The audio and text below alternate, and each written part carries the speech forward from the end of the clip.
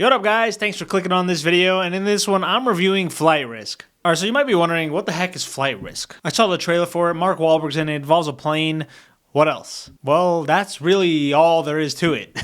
You know, Mark Wahlberg's character in here is obviously like a bad dude, right? He's a criminal, been to jail and whatnot. He's basically like a hitman, kind of, the way they at least portray it. And he's out to get these two people on the plane. He's going to take them out. And the other people on the plane, you know, Topher Grace, legend, and the other lady, they're just trying to transfer Topher Grace to a different area and get some information out of him. And that's really the movie. And you know, at first I was like, man, this looks like it's a decent movie, right? It doesn't look like anything special. Mark Wahlberg, I mean, he's all right. I don't think he's a great actor, but he's decent. And really, this movie just has Mark Wahlberg, Michelle Dockery, and Topher Grace. But the thing that surprised me was Mel Gibson was directing this. And you know Mel Gibson, obviously The Passion of the Christ.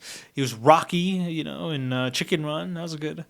but for the most part, I think Mel Gibson is respected. And so for him to put his name to this, you have to think it's going to be somewhat good. And it's not like the budget was anything crazy. They had $26 million to work with. Only an hour and 31 minutes long. It's rated R, but the reviews aren't really that good for this movie. You know, right now on Rotten Tomatoes it has a 21% and a 5.7 on IMDb. But alright, those are just all the quick thoughts and the quick facts about this movie. I don't know guys, this movie is really kind of hard to gauge. It's not horrible. It ain't bad. But it's kind of bland. Like in my opinion, it's hard to make a movie good when you're just stuck in one spot. This whole movie takes place on the plane for like about 98% of it. And there's only 3 characters really. 3 main characters. And so you really have to kind of build the chemistry and build a story around them in the plane. But with that, let me just go into some pros and cons about this movie, just so you can see, I guess, where I saw things and what I thought could have been better. So I think the first pro I'd say is that Mark Wahlberg does a great job playing himself. You know, just this weirdo, this maniac, what else? Killer.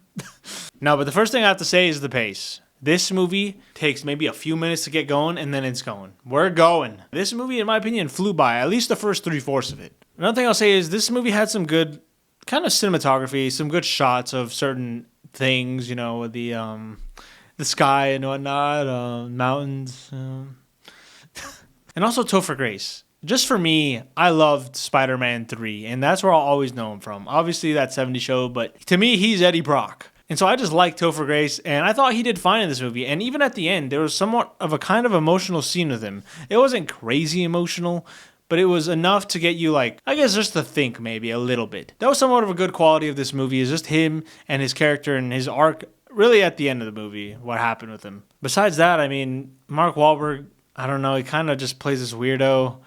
Michelle Dockery. Like, there were some character decisions in here that made this movie kind of dumb, and that's where I'll go into some of the cons. Like, there were times where she should have used her gun, whether to put him down or to just incapacitate him for a minute. Because of some of the things he was doing and some of the things he did, like, there's no reason you shouldn't have your eye on him 24/7. And I said this movie had some good cinematography for the most part, but at the same time, this had some bad CGI. There were some just scenes of the plane, like, flying and stuff that just looked wonky. Looked out of place. I don't know, this looked weird. Now, it's not a crazy con, but I'm just saying, like, that was kind of There was also some scenes in here where it was like, come on. Like, there was a scene where the plane, and there was some snow, that's all I'll say, and what happens after, it's like, come on. That wouldn't happen. There's no way that would happen. I have to see it to believe it.